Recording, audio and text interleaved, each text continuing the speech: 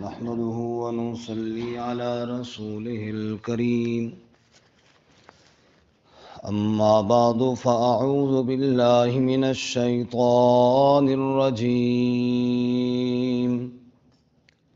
بسم الله الرحمن الرحيم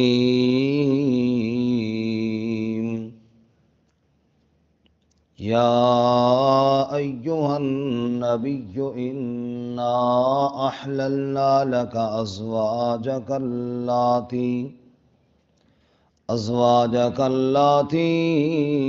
آتيت أجورهن وما ملكت يمينك مما أفاء الله عليك وبنات عمك وبنات عماتك وبنات خالك وبنات خالاتك اللاتي هاجرن معك وامرأة مؤمنة إن وهبت نفسها للنبي إن أراد النبي أن يستنكحها خالصة لك من دون المؤمنين قد علمنا ما فرضنا عليهم في أزواجهم وما ملكت أيمانهم لكي لا يكون عليك حرج وكان الله غفورا رحيما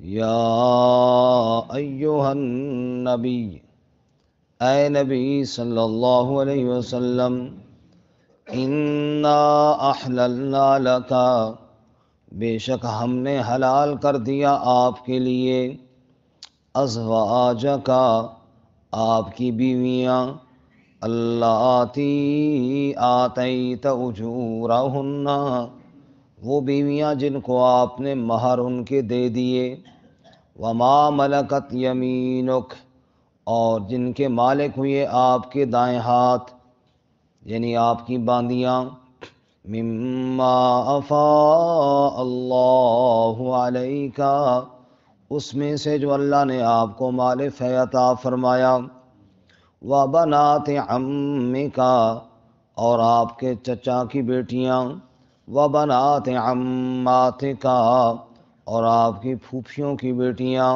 وبنات خالک، اور آپ کے ماموں کی بیٹیاں، وبنات خالاتک، اور آپ کی خالاؤں کی بیٹیاں، اللاتی ہاجرن معک، جنہوں نے ہجرت کی آپ کے ساتھ، وامرأۃ مؤمنۃ، اور کوئی عورت ایمان والی، ان وہبت نفسہا للنبی، اگر ہبہ کرے اپنی جان نبی صلی اللہ علیہ وسلم کے لیے، ان اراد النبی ان یستنکحھا، اگر ارادہ کریں نبی صلی اللہ علیہ وسلم اس کے ساتھ نکاح کرنے کا، خالصۃ لک، خالص ہے آپ کے لیے، من دون المؤمنین، باقی ایمان والوں کے علاوہ، قد علمنا ما فرضنا علیہم، یقیناً ہم جانتے ہیں جو ہم نے فرض کیا ان پر، فی ازواجہم، ان کی بیویوں میں، وما ملکت ایمانہم، اور ان کی باندیوں میں، لکی لا یکون علیک حرج، تاکہ نہ ہو آپ پر کوئی حرج، وکان اللہ غفورا رحیما، اور اللہ تعالیٰ بخشنے والا رحم کرنے والا ہے۔ سبحان ربک رب العزت عما یصفون، وسلام علی المرسلین، والحمد للہ رب العالمین۔ اللہم صل علی محمد وعلی آل محمد، کما صلیت علی ابراہیم وعلی آل ابراہیم انک حمید مجید۔ اللہم بارک علی محمد وعلی آل محمد، كما باركت على إبراهيم وعلى آل إبراهيم إنك حميد مجيد۔ معزز سامعین، سورۃ الاحزاب کا چھٹا رکوع آیت نمبر 50 آپ کے سامنے تلاوت کی ہے۔ اللہ رب العزت اس کے مطابق صحیح بیان کی توفیق عطا فرمائے اور ہمیں قرآن و سنت پر عمل کرنے کی توفیق عطا فرمائے۔ گزشتہ سبق میں ہم نے نکاح سے متعلق اور طلاق عدت سے متعلق ایک مسئلہ پڑھا تھا کہ اگر کسی عورت کے ساتھ نکاح ہو اور میاں بیوی کی آپس میں ملاقات نہ ہو اور اس سے پہلے ہی طلاق ہو جائے تو اس پر کوئی عدت نہیں ہے۔ آج کے سبق میں رسول اللہ صلی اللہ علیہ وسلم کے لیے خصوصی احکامات ہیں اور اس اعتراض کا جواب بھی ہے کہ آپ صلی اللہ علیہ وسلم نے نکاح 4 سے زیادہ کیوں کیے، جبکہ امت کو 4 کی اجازت ہے تو رسول اللہ صلی اللہ علیہ وسلم نے زیادہ کیوں کیے؟ اس کا جواب بھی آج کے سبق میں ہے۔ یہ جو امت کے لیے 4 کی اجازت ہے، 5ویں کی اجازت نہیں، یہ کس کی طرف سے ہے؟ اللہ۔ آسان جواب تو اس کا یہ ہے، جس اللہ نے یہ قانون بنایا ہے اسی اللہ نے اپنے نبی کے لیے رخصت بھی نازل کی ہے۔ یا ایھا النبی انا احللنا لک، اے نبی صلی اللہ علیہ وسلم بے شک ہم نے حلال کیا ہے آپ کے لیے۔ کس نے حلال کیا ہے؟ اللہ۔ اور یہ جو جمع کا صیغہ ہے نا، یہ جلال کو ظاہر کرتا ہے۔ جیسے بادشاہ کہتے ہیں نا ہم نے کہہ دیا تو اسی طرح ہوگا، حالانکہ وہ ایک ہی ہوتا ہے بادشاہ، وہ کہتا ہے ہم نے کہہ دیا، کیونکہ میں نے کہہ دیا اس میں وحدت تو ہے، لیکن وہ جو تنتنا اور روب ہے نا وہ جمع کی صیغے میں ہے۔ انا احللنا لک، یہ ہم نے حلال کیا اپنے نبی صلی اللہ علیہ وسلم کے لیے، اور جب ہم نے حلال کیا تو حلت اور حرمت کا اختیار تو ہمارے پاس ہے۔ اور کون ہوتا ہے جو اعتراض کرے کہ جناب یہ کیوں ہوا؟ یہ حلال کرنے والا اللہ تعالیٰ ہے، اللہ نے جب رخصت دی تو بات ختم ہو گئی۔ باقی اس کے علاوہ علماء نے اس کی کئی حکمتیں بھی لکھی ہیں، بات کو اپنے سمجھنے اور سمجھانے کے لیے، ورنہ تو بات ختم ہے، جب اللہ تعالیٰ نے حلال کی تو بات ختم ہو گئی۔ اپنے سمجھنے اور سمجھانے کے لیے انہی حکمتوں میں سے ایک حکمت یہ ہے، چونکہ آپ صلی اللہ علیہ وسلم پوری کائنات کے نبی تھے، اس لیے تعدد ازواج کے ساتھ مختلف قوموں کے ساتھ رشتہ جڑا تاکہ دین کی تبلیغ کرنا آسان ہو جائے۔ جہاں جہاں رشتہ جڑتا گیا ظاہر بات ہے وہاں تعلق بنتے گئے، تعلقات کے بعد پھر دعوت اور تبلیغ کا کام کیا ہو گیا؟ آسان ہو گیا۔ ایک حکمت یہ ہے۔ دوسری حکمت یہ ہے کہ اس سے پہلے ہم نے پڑھا لَقَدْ كَانَ لَكُمْ فِي رَسُولِ اللَّهِ أُسْوَةٌ حَسَنَةٌ، آپ صلی اللہ علیہ وسلم کی زندگی سب کے لیے بہترین نمونہ ہے، چاہے کوئی مرد ہے چاہے کوئی عورت ہے۔ اب مرد کی حیثیت کیا ہوتی ہے؟ یا والد ہوتا ہے، یا بھائی ہوتا ہے، یا شوہر ہوتا ہے، یا بیٹا ہوتا ہے، یہی حیثیت ہے نا مرد کی۔ اب آپ صلی اللہ علیہ وسلم مردوں کے لیے تو نمونہ بن گئے، آپ صلی اللہ علیہ وسلم شوہر بھی دکھائی دے رہے ہیں، آپ صلی اللہ علیہ وسلم والد بھی دکھائی دے رہے ہیں، آپ صلی اللہ علیہ وسلم بیٹا بھی دکھائی دے رہے ہیں، آپ صلی اللہ علیہ وسلم کی یہ والی سیرت تو سامنے آ گئی۔ لیکن عورت کی حیثیت کیا ہے؟ یا ماں ہوتی ہے، یا بہن ہوتی ہے، یا بیوی ہوتی ہے۔ اب یہ صفتیں آپ صلی اللہ علیہ وسلم میں تو ممکن ہی نہیں ہے، اس لیے اللہ تعالیٰ نے ان احکامات کے لیے آپ کی ازواج کو چنا، اور ازواج تاکہ زیادہ ہوں، مسائل زیادہ سیکھیں، تاکہ امت کی عورتوں کے لیے قیامت تک کے لیے رہنمائی بن سکے۔ تو مقصد یہاں بھی کیا ہے؟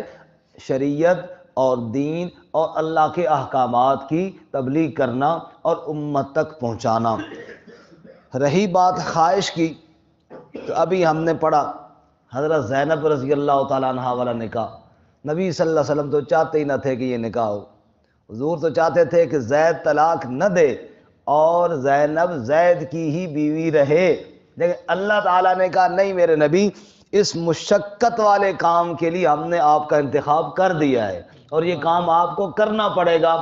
معلوم ہوا نبی صلی اللہ علیہ وسلم کے جو نکاح تھے یہ آپ کی اپنی چاہت سے نہیں، اللہ کی منشا کے مطابق تھے۔ اللہ تعالیٰ نے حکم دیا، اور اکثر احکامات میں پھر دین کی کوئی مصلحت تھی، جیسے یہاں پر تھی، ایک رسم کا خاتمہ کرنا تھا، اور یہ رسم کو توڑنا آسان کام نہیں تھا، مشکل کام تھا، اور اس مشکل کام کے لیے استقامت کے پہاڑ حضرت محمد صلی اللہ علیہ وسلم کا انتخاب بھی اللہ تعالیٰ نے فرمایا۔ اس لیے آپ صلی اللہ علیہ وسلم کا نکاح اللہ تعالیٰ کے حکم اور دین کے احکامات کی ترویج اور تبلیغ کے لیے تھا، جو کہ انتہائی واضح ہے۔ دوسری بات کہ آپ صلی اللہ علیہ وسلم نے جو جوانی کی عمر تھی، جو آپ صلی اللہ علیہ وسلم کی نکاح میں تو ضرورت جوانی کی ہوتی ہے نا، بوڑھے آدمی کے لیے تو بس صرف اتنا ہو کہ کوئی اس کے ساتھ بات چیت کرتا رہے، اس کے لیے تو کافی ہے۔ جو خواہشات ہیں وہ تو جوانی کے لیے ہوتی ہے، اور آپ صلی اللہ علیہ وسلم نے جوانی کی عمر میں، آپ نے تو پہلے نکاح ہی نہیں کیا، اور جب کیا 25 سال کی عمر میں تو ایک 50 سالہ خاتون سے کیا، اور اسی کے ساتھ آپ صلی اللہ علیہ وسلم نے زندگی گزار دی، اور یہ تو سارے نکاح آپ کے بعد میں ہوئے جب جوانی ڈھل چکی تھی۔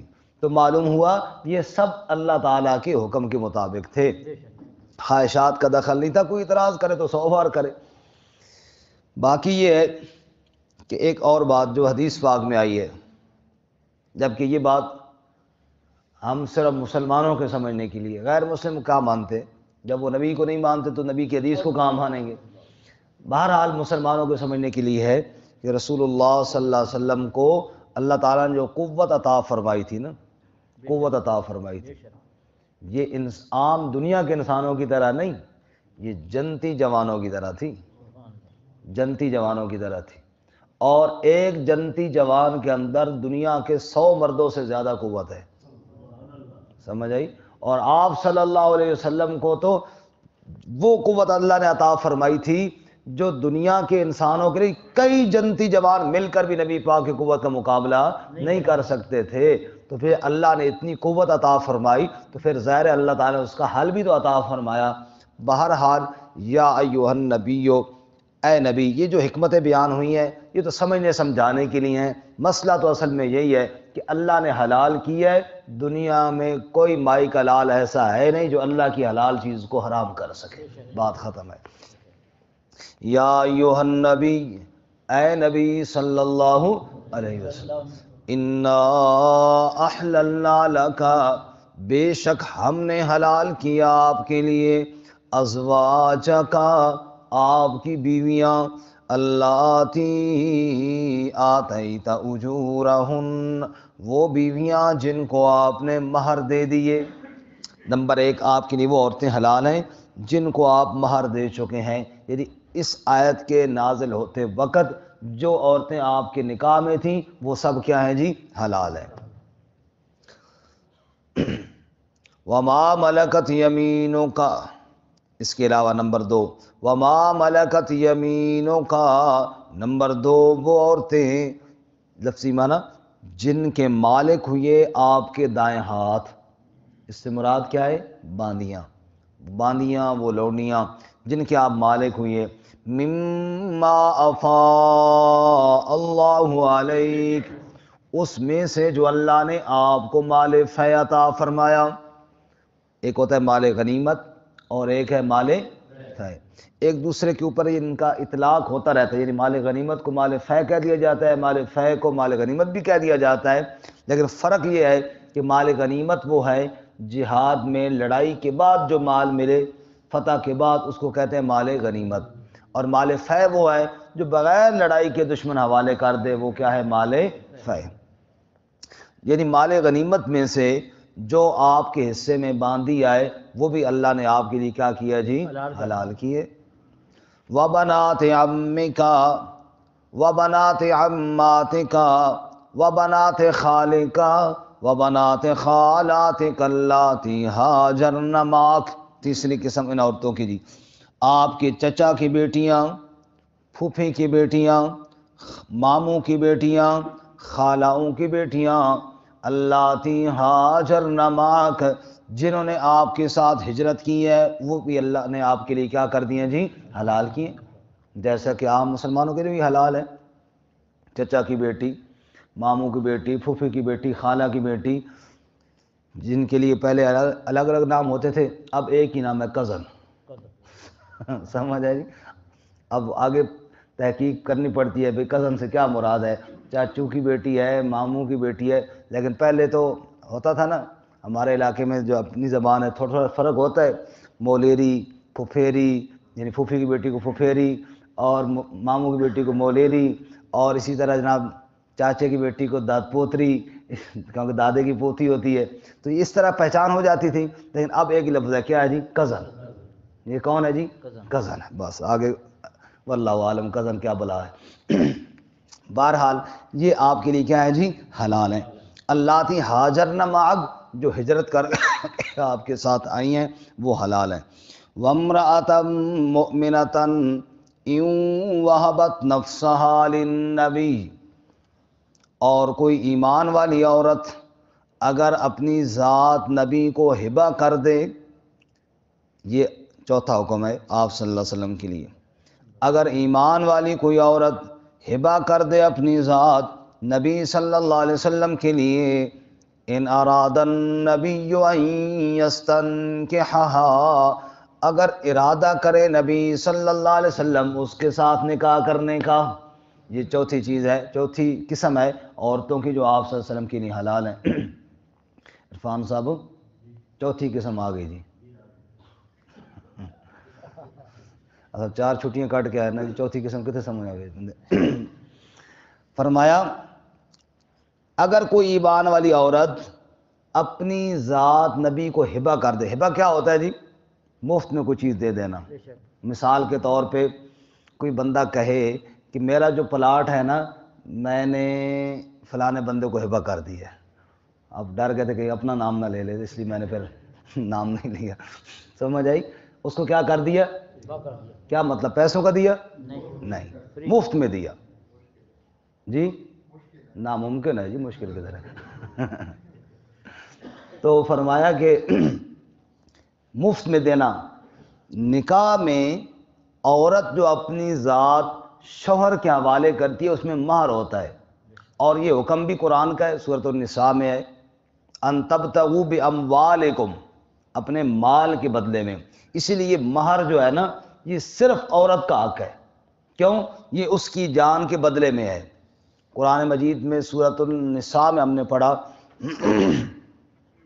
کہ تم عورتوں کو ان کے مہر دے دو خوشی سے، عورتوں کو ان کے مہر، اجورہن، ان کے مہر، یہ انہی کا حق ہے، کسی دوسرے کا اس میں کوئی حصہ نہیں ہے، کیونکہ اس کے نفس کے بدلے میں یہ مہر اس کو ملا ہے، اب وہ جس پہ راضی ہو جائے۔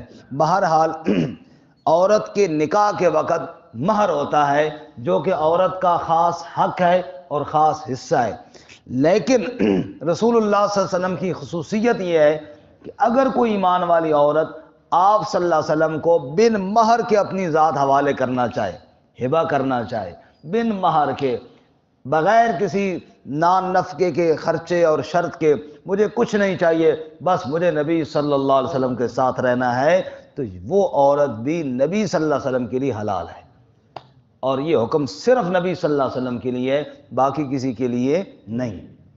باقی مہر ضروری ہے، لیکن نبی صلی اللہ علیہ وسلم کے لیے فرمایا کہ آپ کے لیے رخصت ہے کہ اگر کوئی عورت اپنی ذات آپ کے حوالے کرنا چاہے تو وہ کر سکتی ہے، ہاں نبی صلی اللہ علیہ وسلم اگر چاہیں تو، یہ نہیں کہ جناب کسی نے کہہ دیا تو اب آپ پر لازم ہو گیا، نہیں، حضور بھی اگر نکاح کرنا چاہیں اور کوئی عورت بغیر مہر کے اپنی ذات پیش کرے تو اللہ نے اس عورت کو بھی آپ کے لیے کیا کیا جی؟ حلال کیا۔ قانون تو یہ قرآن مجید میں ہے، واضح آ گیا۔ باقی اس قسم کا واقعہ پیش آیا یا نہیں آیا اس میں کوئی قطعی بات نہیں ہے، تاہم ایک روایت میں آتا ہے، غالباً حضرت زید بن حارثہ رضی اللہ تعالیٰ عنہ سے روایت ہے کہ ایک عورت آئی اور اس نے آ کر نبی صلی اللہ علیہ وسلم سے کہا، یا رسول اللہ میں اپنی ذات آپ کے لیے پیش کرتی ہوں۔ اتنی بات جب سنائی تو زید بن حارثہ کی بیٹی نے کہا، عجیب عورت تھی، یعنی انہوں نے اس بات کو اچھا نہ سمجھا نا، کیونکہ ظاہر بات ہے عورت خود جا کر پھر یہ بات کہے تو بڑی عجیب بات ہے نا، عجیب بات ہے، عجیب عورت تھی، عجیب بات اس نے کر دی۔ حضرت زید نے فرمایا بیٹی اس کا حیا تجھ سے زیادہ تھا، کیونکہ اس نے اپنی ذات کسی غیر کے لیے نہیں اللہ کے نبی کے لیے پیش کی تھی۔ اس نے اپنی ذات کسی غیر مرد کے لیے نہیں اللہ کے سچے رسول صلی اللہ علیہ وسلم کے لیے پیش کی تھی، تو اس کا حیا کو میں سلام پیش کرتا ہوں کہ وہ کتنی حیا والی تھی۔ بہرحال اللہ تعالیٰ فرماتے ہیں وَامْرَأَةً مُؤْمِنَةً، اگر کوئی عورت ایمان والی اِن وَهَبَتْ نَفْسَهَا، اگر ہبہ کر دے اپنی جان للنبی، نبی صلی اللہ علیہ وسلم کے لیے، ان اراد النبی ان یستنکحها، اگر نبی صلی اللہ علیہ وسلم بھی ارادہ کرے اس سے نکاح کرنے کا، آپ کا بھی ارادہ ہو تو ٹھیک ہے، نہ ہو تو پھر نہیں۔ آگے وضاحت فرمائی خالصۃ لک، یہ صرف آپ کے لیے، خالصۃ لک، یہ قانون صرف آپ کے لیے، من دون المؤمنین، باقی ایمان والوں کے لیے نہیں، ان کے علاوہ یہ آپ کے لیے حکم ہے، اور اگر کوئی ایمان والا ایسا کرنا چاہے تو اس کے لیے حلال نہیں ہوگا، یہ آپ کے لیے حلال ہے۔ قد علمنا ما فرضنا علیہم فی ازواجہم، یقیناً ہم جانتے ہیں نا جو ہم نے فرض کیا ان پر ان کی بیویوں کے بارے میں، ایمان والوں کے لیے جو احکامات نازل کرنے تھے وہ ہم جانتے ہیں، ہم نے کر دیے، اور آپ صلی اللہ علیہ وسلم کے لیے جو احکامات تھے وہ ہم جانتے ہیں، وہ ہم نے کر دیے۔ باقی ایمان والوں کے لیے بغیر مہر کے جائز نہیں، 4 سے زیادہ جائز نہیں، اور ہم جانتے ہیں کہ آپ کے لیے کون سا قانون، کون سی بات بہتر ہے، اس لیے ہم نے آپ کے لیے وہ نازل فرمایا۔ قد علمنا، یقیناً ہم جانتے ہیں، ما فرضنا علیہم فی ازواجہم، جو ہم نے فرض کیا، مقرر کیا ان پر ان کی بیویوں میں، وما ملکت ایمانہم، اور ان کی باندیوں میں۔ یہاں پر اس آیت کی، اس جملے کی روشنی میں مہر کی جو مقدار ہے اس کے بارے میں احناف کا یہ مسلک ہے، اس آیت کی روشنی میں، کہ مہر کی مقدار شرعی ہے، اگرچہ زیادہ کی مقدار تو شریعت نے متعین نہیں کی، یعنی کتنا مہر ہو جائے، 1 لاکھ ہو، 2 لاکھ ہو، زیادہ کی تو کوئی نہیں، لیکن کم از کم حدیث میں آتا ہے کہ 10 درہم سے کم نہیں ہونا چاہیے، 10 درہم سے کم نہیں ہونا چاہیے۔ آج کل کے دور میں 5000 پہ فتویٰ ہے، کم از کم کتنا ہونا چاہیے؟ 5000، اس سے کم جو ہے مناسب نہیں ہے، کیونکہ اللہ فرماتے ہیں ہم جانتے ہیں جو ہم نے فرض کیا ہے، تو آخر کچھ تعداد مقرر تو ہونی چاہیے نا کہ جو اللہ نے فرض کیا ہو، اس لیے فرمایا یعنی مہر کی مقدار کیا شرعی ہے یا لوگ اپنے طور پہ کر لیں، تو فرمایا کہ ہاں زیادہ تو اپنے طور پر کر سکتے ہیں، لیکن کم از کم اتنا ہونا چاہیے، کچھ شرعی مقدار بھی اس کی ہونی چاہیے، کیونکہ تب یہ مطلب پورا بنتا ہے کہ ہم جانتے ہیں جو ہم نے فرض کیا ہے، شریعت کی طرف سے بھی مقرر ہونا چاہیے۔ تو فرمایا ہم جانتے ہیں جو ہم نے فرض کیا ان کی بیویوں میں اور ان کی باندیوں میں۔